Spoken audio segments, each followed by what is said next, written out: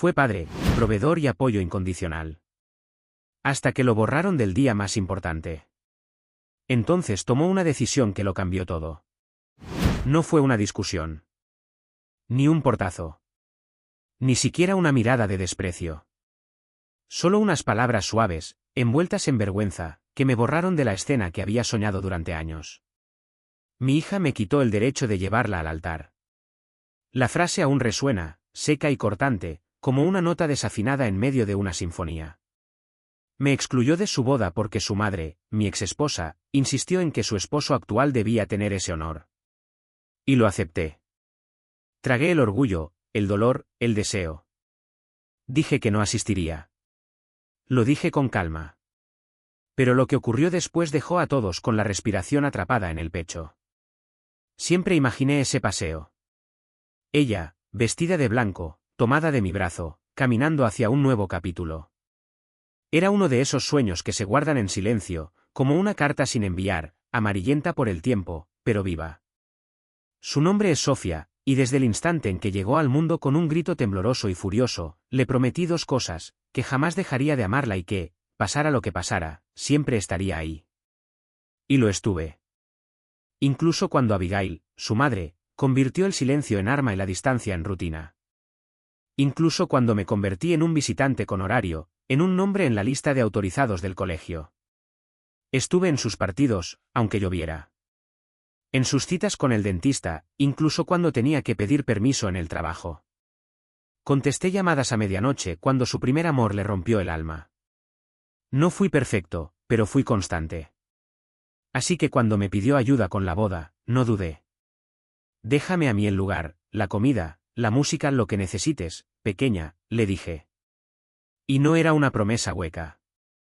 Se convirtió en mi segundo Willy.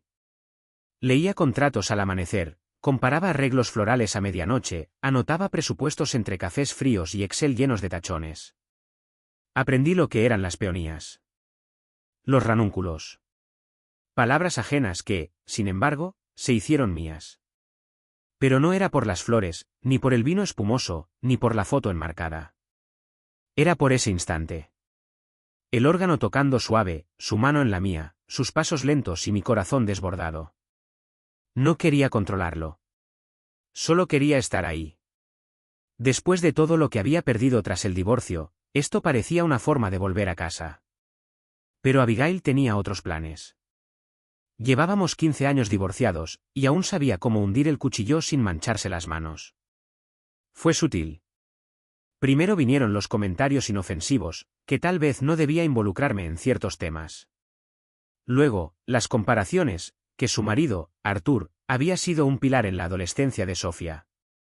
¿Qué? Me mordí las palabras como quien traga cristales. Me repetía que era el día de Sofía, no el mío. Que lo importante era su felicidad. Pero había algo en la voz de Abigail, un derecho implícito, una forma de reescribir la historia en la que yo ya no tenía lugar. Faltaban 3 semanas para la boda cuando Sofía vino a verme. Traía una botella de vino y los ojos cargados de un pesar que apenas sabía disfrazar. Nunca traía vino, salvo que necesitara decir algo que doliera. Papá, dijo, con esa voz suya que se vuelve débil cuando algo está a punto de romperse. Quiero hablar contigo. Solo, por favor, prométeme que no te vas a enfadar. Me forcé a sonreír. Como si pudiera blindarme con una mueca. Claro, dime, respondí. Pero por dentro ya se me estaban desmoronando las paredes. Mamá sugirió que tal vez sería importante para Arthur llevarme al altar. Por lo que ha estado presente estos años. Para evitar conflictos. Para que todo fluya. Y he decidido que él lo hará. Me lo dijo con un hilo de voz, como si cada palabra la avergonzara. Yo la miré. ¿Mi hija? Mi propia sangre.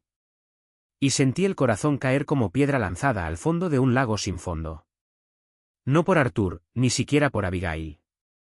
Era por ella. Por Sofía. Porque eligió la comodidad sobre la verdad. La paz sobre la presencia. No dije nada. No podía. Solo asentí, porque mi cuerpo se movía por costumbre, no por voluntad.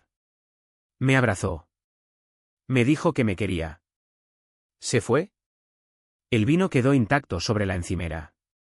La luz de la cocina parecía más fría que antes. Me quedé ahí mucho tiempo después de que se cerrara la puerta. Y me dolía el pecho. No con ese dolor agudo y momentáneo, sino con uno más peligroso, el que se instala en silencio. Y entendí. No me estaba pidiendo que comprendiera. Me estaba pidiendo que desapareciera. En ese instante comprendí mi lugar con una claridad brutal. No era el padre del día más importante de su vida. Era un mecenas silencioso. Un nombre en un cheque. Un invitado en mi propia historia. Y aún así, no levanté la voz. No la hice sentir culpable. No imploré. Dije que lo entendía. Y lo peor es que era verdad. Entendía perfectamente dónde estaba parado, al margen, desdibujado, aplaudiendo desde las sombras mientras otro hombre ocupaba el sitio que un día pensé intocable. Esa noche pasé junto a la pila de facturas sobre el escritorio. El catering, el florista, el depósito del salón. Miré los montos, y por primera vez, me pregunté qué pasaría si simplemente dejara de pagar. La idea me golpeó como un susurro amargo. Pero no dije nada. Ni en esa llamada, ni en la siguiente. Sofía hablaba de centros de mesa, de tonos malva y champán, y yo asentía con una sonrisa domesticada, como si no me hubieran degradado silenciosamente del guión de su vida. Tal vez confundió mi silencio con nobleza. O tal vez esperaba que, si no lo nombrábamos, lo olvidaría. Pero no lo hice. No podía. Cada decisión floral, cada archivo adjunto con presupuestos, era una espina que giraba dentro del pecho. No dejaba de pensar en lo perfectamente ensayado que sonó su anuncio. En lo fácil que lo pronunció, como si ya lo hubiera repetido antes frente al espejo, o peor aún, frente a ellos. Como si ya supiera exactamente cómo debía sentirme, ecuánime, resignado, casi elegante. Pero yo no era nada de eso. Yo estaba de duelo. Y el muerto era un instante que jamás volvería. Días después, Abigail llamó. Y eso, en sí mismo, ya era extraño. No hablábamos por teléfono desde hacía más de un año. Estuve a punto de dejar sonar el móvil, pero la curiosidad me ganó. Su voz era dulzona, pastosa, de esa forma artificial que siempre anticipaba un giro venenoso. Hola, dijo. Solo quería asegurarme de que tú y Sofía están alineados con lo de la ceremonia. Sé que ha sido un cambio, pero creemos que es lo mejor. Creemos. No Sofía. No ella. Nosotros. Como si ella y Artur hubieran reescrito el libreto, adjudicándose la dirección y los derechos de autor sobre mi hija. Evitará dramas innecesarios, añadió con suavidad. Y Artur, bueno, él se ha ganado ese momento, ¿no crees? No recuerdo que le contesté. Algo hueco, quizás un me entiendo, quizás solo un murmullo diplomático. Lo que sí recuerdo es que me aferré al borde de la encimera hasta que los nudillos se me pusieron blancos como la porcelana. ¿Era eso o romper algo? Esa noche no dormí. Me quedé tendido mirando el techo, rodeado por un silencio tan espeso que parecía tangible. Recordé cada kilómetro que manejé cruzando la ciudad para recogerla, cada discusión legal por el derecho de verla 2 días por semana. Recordé las gradas mojadas de los partidos en los que solo me dejaban saludarla a lo lejos. Todos los años en los que persistí cuando habría sido más fácil rendirme. Y ahora, una llamada. Solo eso bastó para que Abigail me arrebatara el último papel que me quedaba. Artur se había ganado ese momento. Claro. Estuvo presente durante la adolescencia, justo cuando a mí se me mantenía al margen, cuando cada decisión era una batalla sorda, cada cumpleaños una negociación diplomática. Me convertí en un extra, y aún así me quedé. Y esa era mi recompensa. El siguiente fin de semana nos vimos para un brunch. Sofía brillaba. Reía mientras hablaba de pruebas de vestido, cambios de última hora en el menú de postres, tarjetas con caligrafía dorada. Me esforcé por estar ahí. Por ser parte. De verdad lo intenté. Pero entonces, sin pensarlo demasiado, lo soltó. Artur ha estado practicando la caminata conmigo, dijo, riendo. Se lo toma muy en serio. El tenedor chocó contra el plato. La miré. Y allí estaba, esa chispa nerviosa en su mirada. Ese destello huidizo que delataba lo que no decía. ¿Sabía? En el fondo de toda esa alegría, de todos esos tableros de paintes y velas aromáticas, sabía que me estaba traicionando. Bebió de su mimosa. No me sostuvo la mirada. Yo masticaba el resentimiento con la misma dignidad con la que masticaba los huevos benedictinos. Ambos me sabían a nada. Cuando llegó la cuenta, la pagué sin decir palabra. Salimos juntos al estacionamiento. El sol era tibio, pero el aire se sentía espeso. Me tomó del brazo. Papá, dijo con una suavidad que dolía más que cualquier grito. Sé que esto es difícil. Pero necesito que estés bien con esto. Necesito que ese día sea pacífico. Por favor. La miré. Esta vez no como a la mujer que hablaba de mantelería y espumantes, sino como a la niña que se metía en mi cama tras una pesadilla. A la adolescente que me llamaba desde el centro comercial con voz quebrada porque su tarjeta había sido rechazada.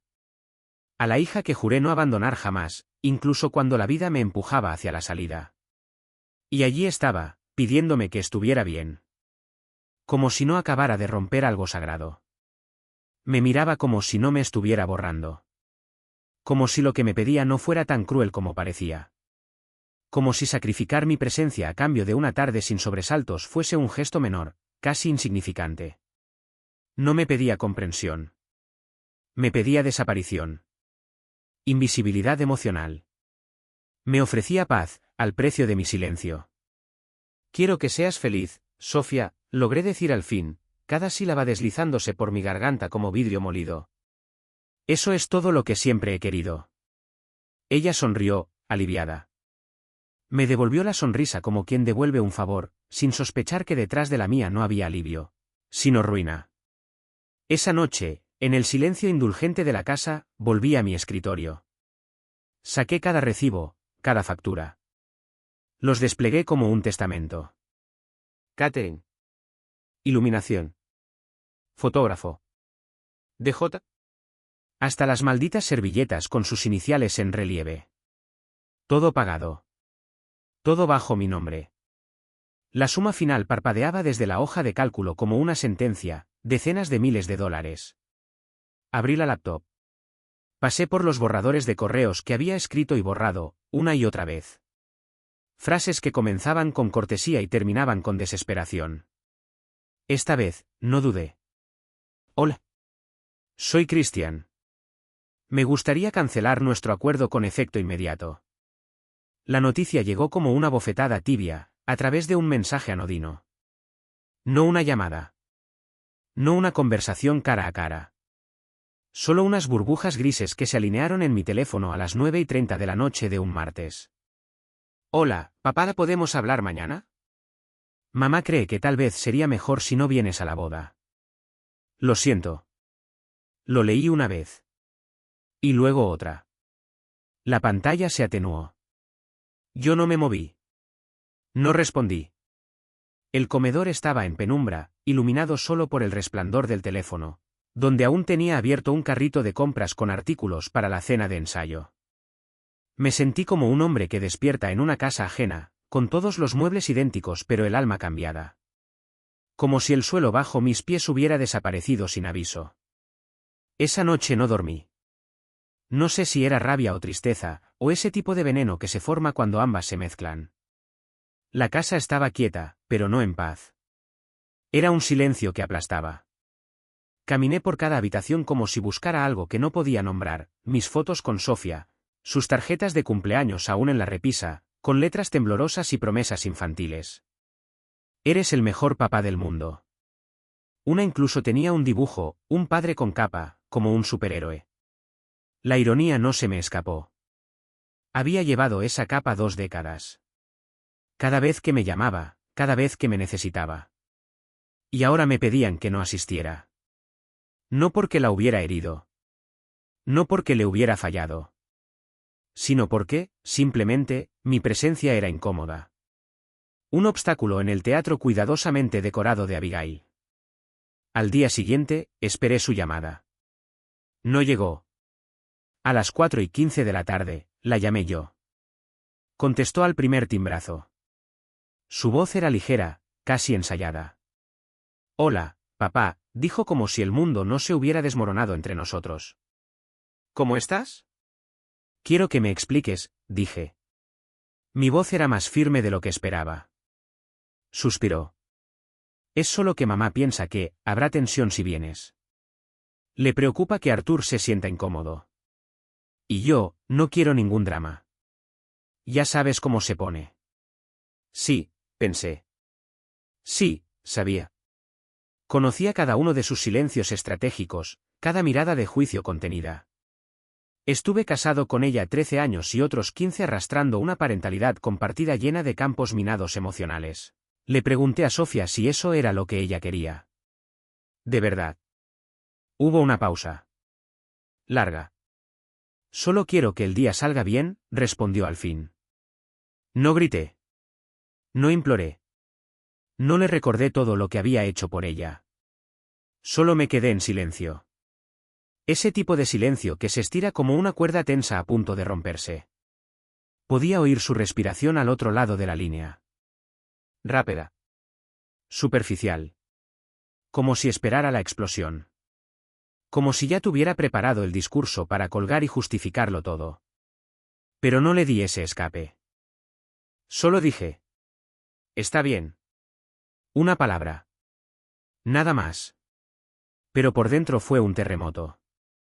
Está bien, repetí, más suave, como para mí mismo. Como si al decirlo 2 veces pudiera engañar al dolor. Ella exhaló, aliviada. Como si le hubiera dado permiso para sentirse tranquila con lo que acababa de hacer. Gracias, susurró. Sabía que lo entenderías. Pero no me entendía en absoluto. Colgó. Y yo me quedé ahí. Dentro del coche. Sin prender el motor.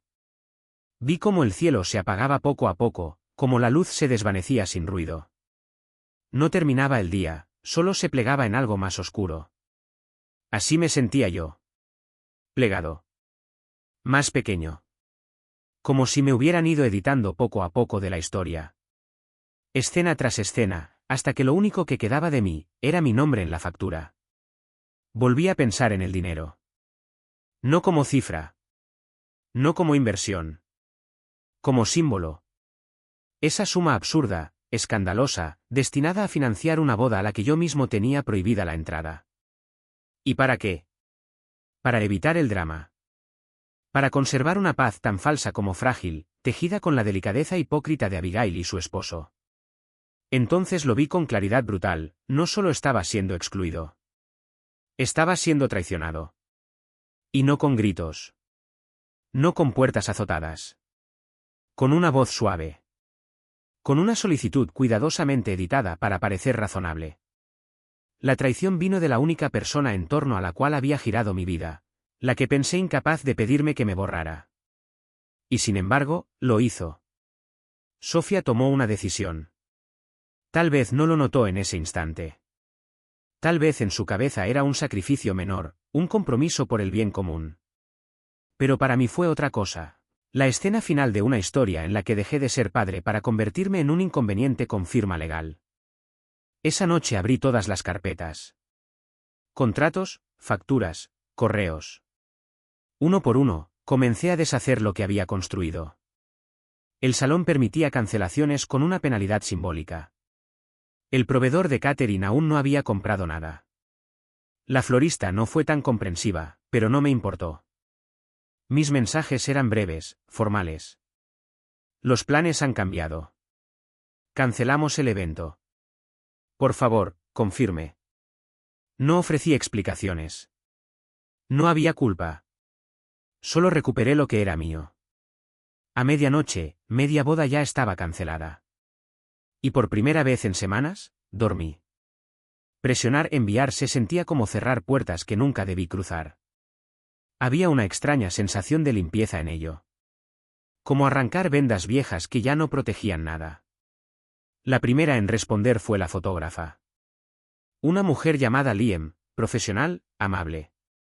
Lamento oírlo, Christian, ¿puedes confirmar si se cancela todo el evento o solo la cena de ensayo? Respondí. Todo el evento. Gracias por tu tiempo.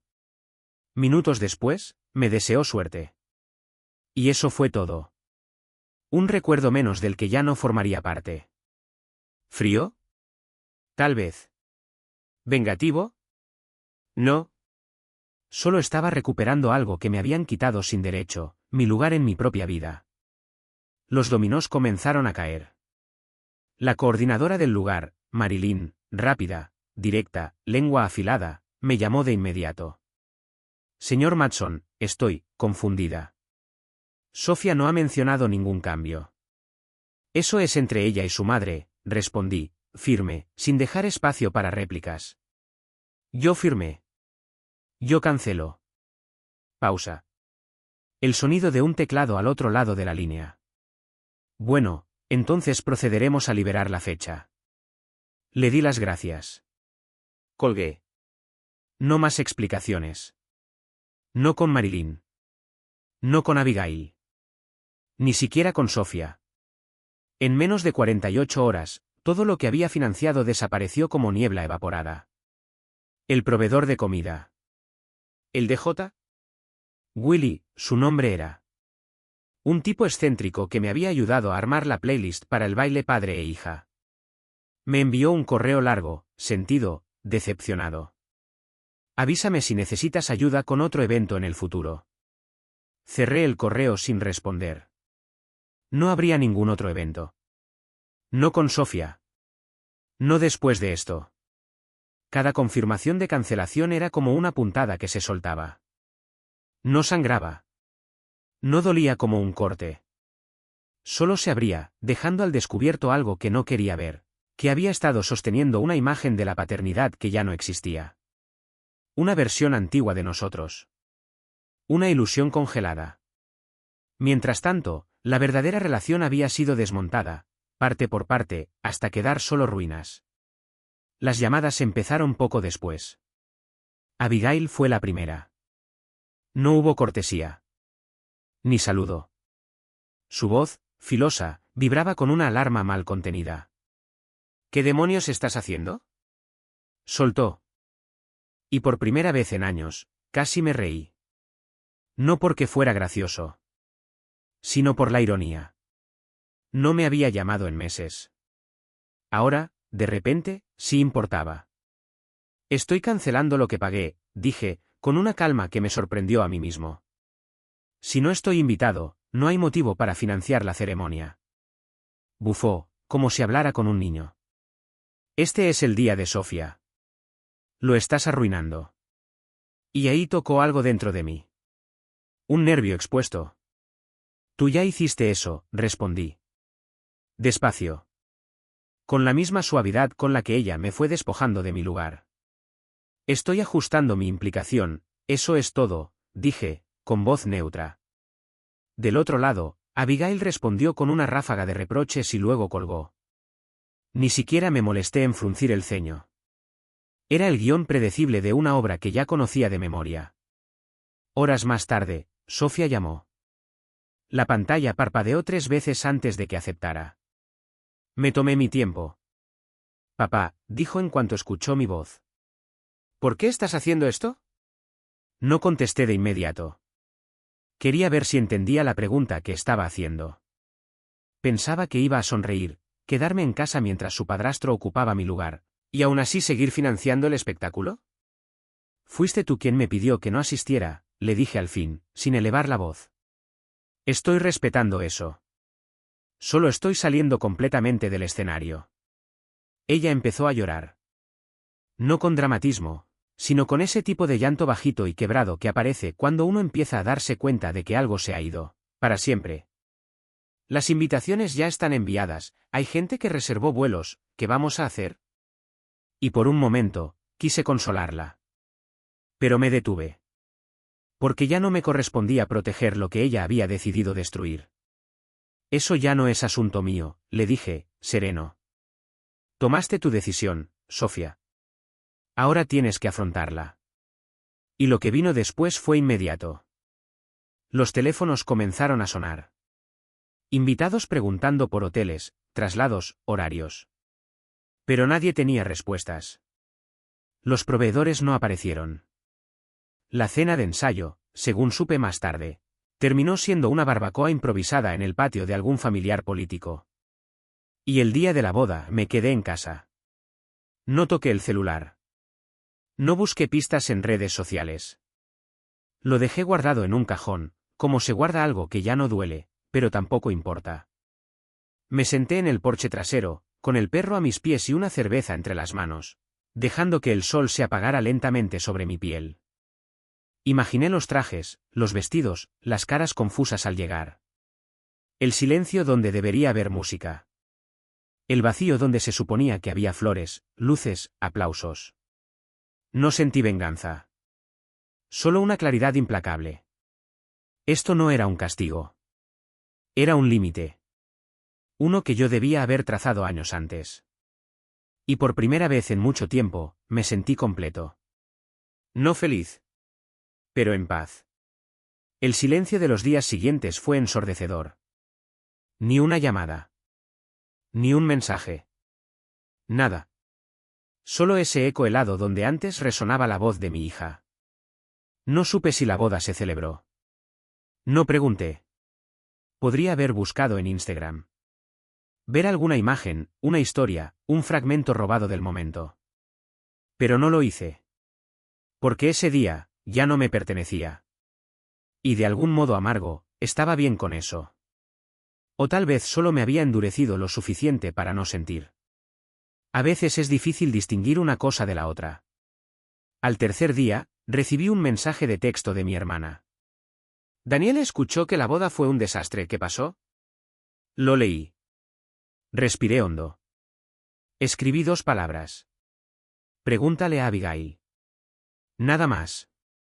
Ya no me interesaba justificarme. Llevaba demasiado tiempo siendo el que paga sin hablar. El que aparece solo para desaparecer después. Lo hice durante mi matrimonio. Lo hice tras el divorcio. Y lo hice con Sofía. Porque la amaba.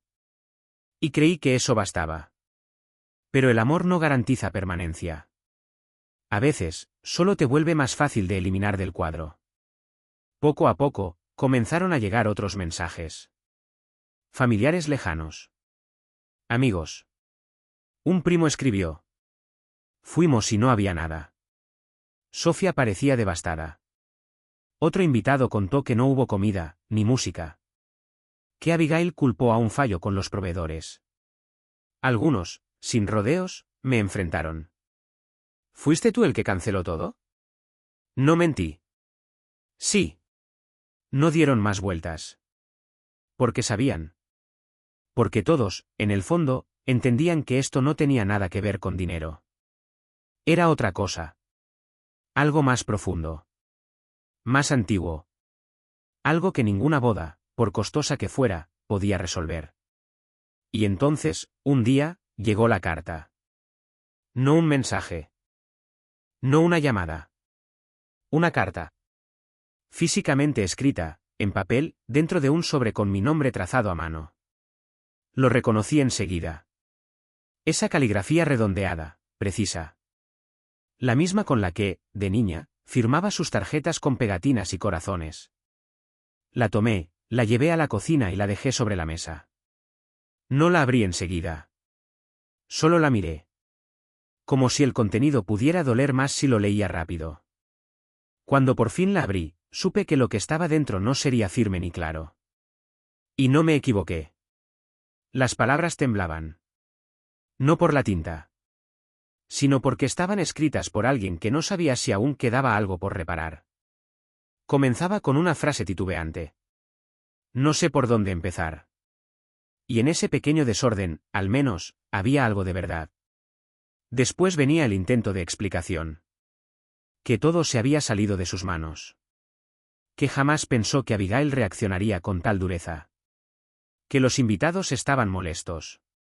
Que la ceremonia, lejos de lo soñado, se había reducido a un apuro en un jardín trasero, iluminado por luces mal conectadas y mesas prestadas. No era lo que imaginaba, escribió. No era lo que quería. No hubo un lo siento. No apareció esa frase en ninguna parte. Pero sí escribió que me extrañaba. Que estaba confundida. Que tal vez todo había ido demasiado lejos. Que nunca pensó que yo realmente me iría. Esa última línea me atravesó con la precisión de un cuchillo lento. Nunca pensé que realmente te alejarías. Como si el amor de un padre fuera sinónimo de permanencia incondicional. Como si lealtad significara aguantarlo todo, la omisión, la humillación, el desplazamiento, y aún así seguir allí, como un mueble querido que no se mueve aunque estorbe. Doblé la carta y la dejé a un lado. No lloré. No me enfurecí. Solo me quedé quieto, con esa calma aterradora que llega cuando no queda nada por salvar. Me sentí como un hombre de pie entre cenizas, entendiendo al fin que el incendio había comenzado mucho antes de lo que pensaba. Durante días pensé en responder. Incluso tomé el bolígrafo, esbocé un saludo, dejé que algunas frases se formaran. Pero nada sonaba real. Nada parecía suficiente. Porque la verdad no siempre cabe en una carta. Y la verdad era esta. Sofía no eligió a Arthur en lugar de mí. Eligió la salida más fácil. Y al hacerlo, confirmó un miedo antiguo, uno que había evitado mirar de frente durante años. Que todo mi esfuerzo como padre no había sido visto como amor, sino como una obligación. Que, en el fondo, yo era una billetera con recuerdos. Un hombre conveniente, hasta que dejó de serlo. Un nombre en un contrato que podía eliminarse sin dramatismo. Empecé a devolver cosas. Los gemelos que había comprado para la boda. Los zapatos nuevos que jamás estrené. La corbata en el tono exacto del color que ella había elegido. Todo fue embalado con pulcritud y enviado de vuelta. Pequeños rituales de cierre. Actos simbólicos de alguien que se rehúsa a conservar restos de una herida. También borré las carpetas de correos. Vacié los borradores. Limpié cada rastro de ese evento como si quitara astillas de debajo de la piel. Mi casa no se volvió más vacía. Solo más clara. Como un escenario al que ya nadie sube, pero donde por fin cayó el telón. La obra había terminado, y yo ya no fingía que seguía en el elenco. Finalmente, le escribí una carta. Tardé 4 días en sellarla. Y aún así, cuando lo hice, no sabía si debía enviarla. No era una disculpa. Tampoco un reclamo. Era simplemente honesta. Cruda. Sin barnices ni consuelo. La comencé como siempre lo hacía cuando era pequeña. Hola, pequeña. El resto llegó despacio, palabra por palabra, cada frase más pesada que la anterior. Le dije que la amaba. Que eso nunca iba a cambiar. Pero que el amor no era sinónimo de silencio.